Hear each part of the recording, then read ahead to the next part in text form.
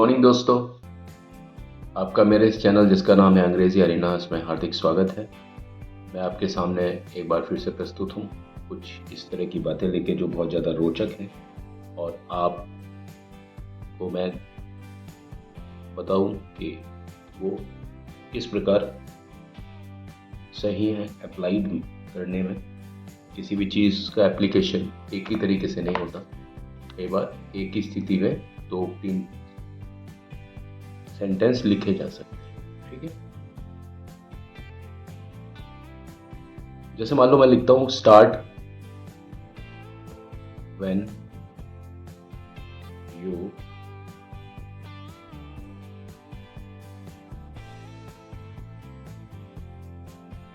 You are, ऐसे लिख सकते हैं, यू आर रेडी। चलिए मैं इसको ऐसे लिख देता हूं, start when you are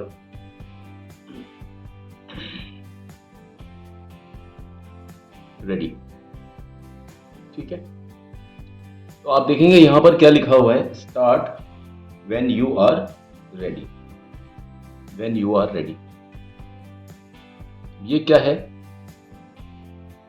when you are ready.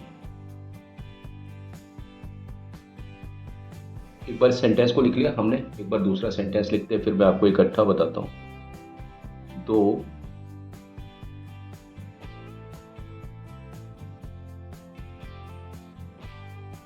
he was intelligent,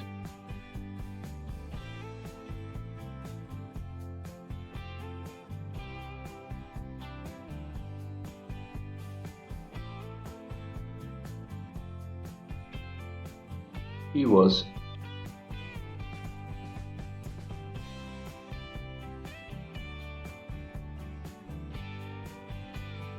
very poorly educated या educated। तो he was intelligent, he was very poorly educated। अब आप देखें यहां पर मैं जहां मार्क कर रहा हूं, मैंने 2 पर मार्क किया और when पर मार्क किया।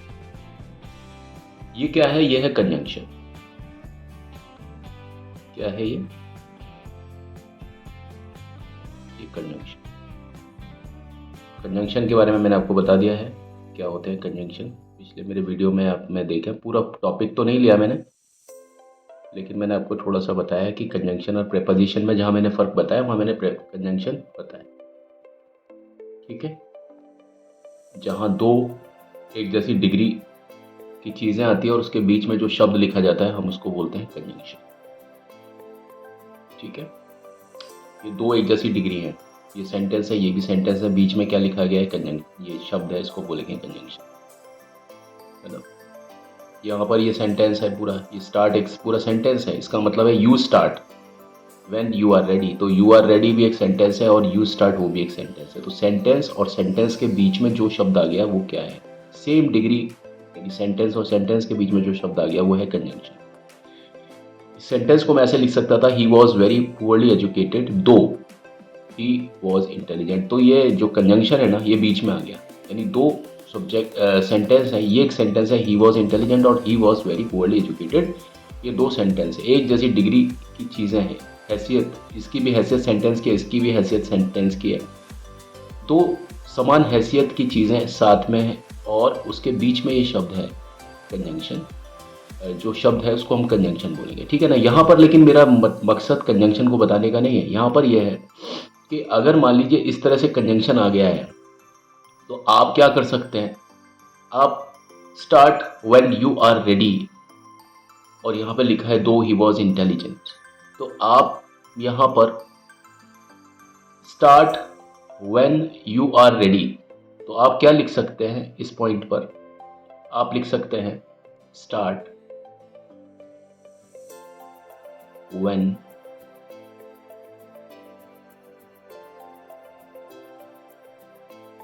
रेडी।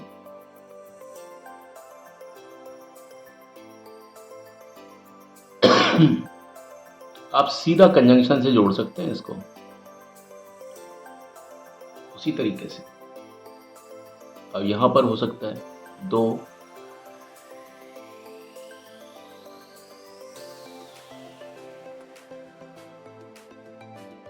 इंटेलिजेंट,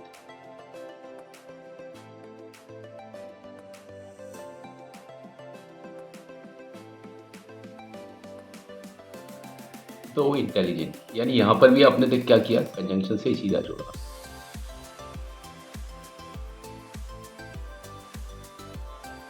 कंजंक्शन ये रहा और ये भी, ये यहां पर भी कंजंक्शन है।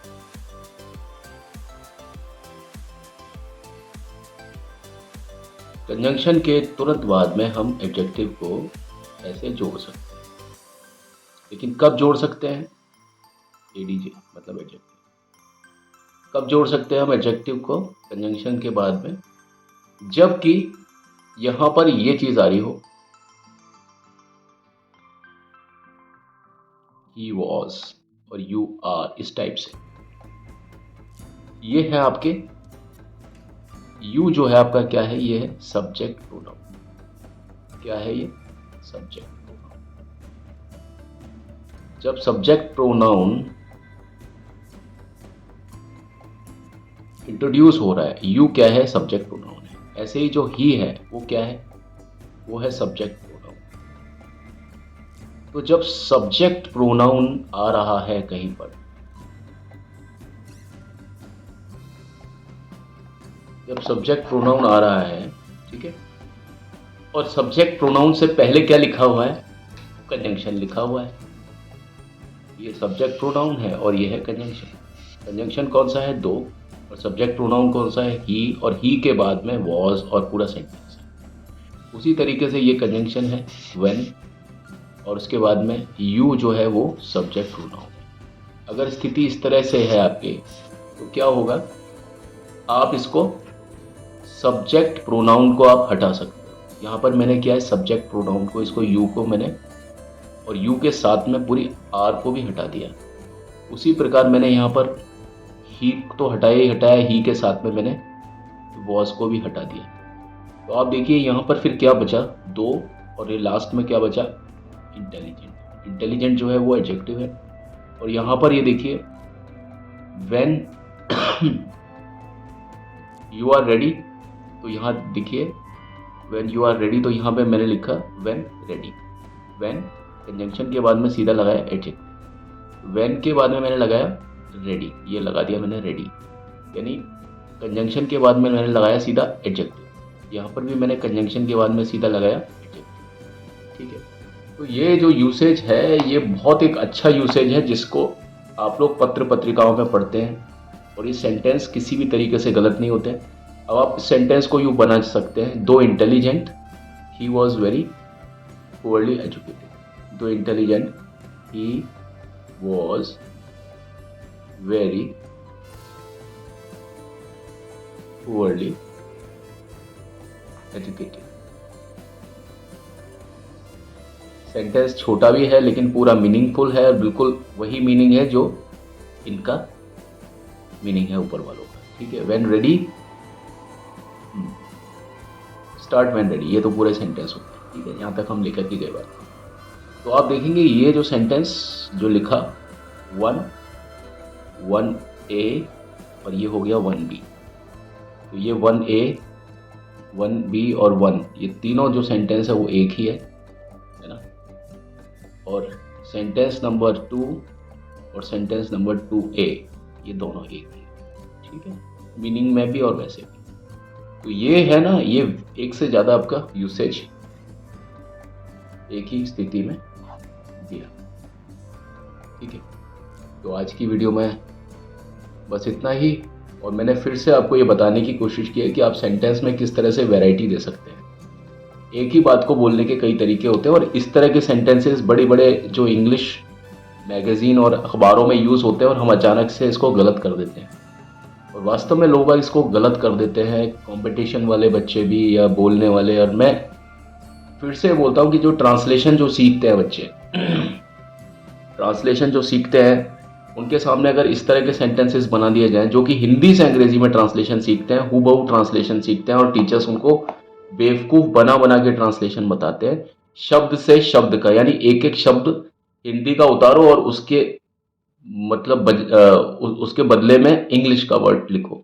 तो आप ये बताइए, यहाँ पर अगर मैं इस तरीके से ऐसे लिखूंगा, भाई दो ही वॉज इंटेलिजेंट की जगह लिखूंगा दो इंटेलिजेंट, तो बताइए जो लोग अनुवाद करते हैं शब्द से शब्द का, वो तो इस तरह के सेंटेंस को यानी इस तरह के वाक्य को गलत ही बताएंगे ना, इस तरह के वाक्यों को वो गलत ही बताएंगे। स्टार्ट व्हेन रेडी एक सेंटेंस उनके लिए गलत है, जबकि अंग्रेजी कभी भी अनुवाद किया उस तरह से नहीं चलती है जैसे हिंदी चलती है। हिंदी का अपना एक तरीका अलग होता है और इंग्लिश का अपना एक तरीका अलग होता है। तो आप अंग्रेजी के चलन को आप अंग्रेजी के तरीके से ही सीखिए, अंग्रेजी के सिद्धांतों से ही सीखिए। वो सिद्धांत है और ये ज़बरदस्त सिद्धांत है, ये आपको ऐसे मिलेंगे नहीं कहीं पर भी, ठीक है।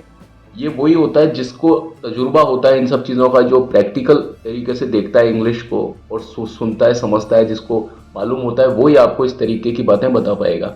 चाहे मैं हूँ चाहे कोई भी हो, मैं उसमें कोई ऐसा नहीं कह रहा कि इसका कोई मोनोपोली नहीं है इस चीज़ की, लेकिन इस तरह से अगर आप इंग्लिश को सीखेंगे ना, क्योंकि ज़्यादातर अंग्रेज़ी आपको ऐसे ही लिखी जाएगी। कभी भी किताबें इतनी आसान नहीं होती हैं, ठीक है।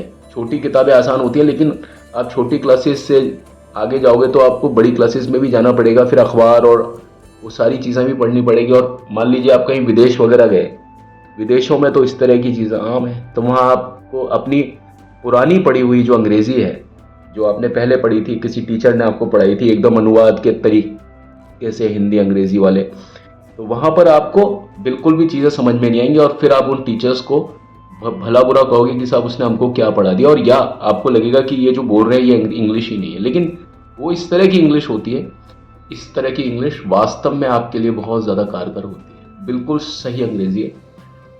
और यहाँ पर मैंने आपको फिर से एक से ज़्यादा विकल्प देने की कोशिश किया एक ही परिस्थिति में, ठीक है। ये 1A और 1B ये एक ही स्थिति के 3 विकल्प हैं, ऐसे ही 2 और 2A एक ही स्थिति के 2 विकल्प, ठीक है। आज की इस वीडियो में बस इतना ही। मेरे इस वीडियो को लाइक शेयर कमेंट और सब्सक्राइब ज़रूर कीजिएगा, और बस आप ही सबका दिन शुभमय हो, मंगलमय हो, इसी कामना के साथ मैं आपके साथ आपसे विदा लेता हूँ। Thank you very much.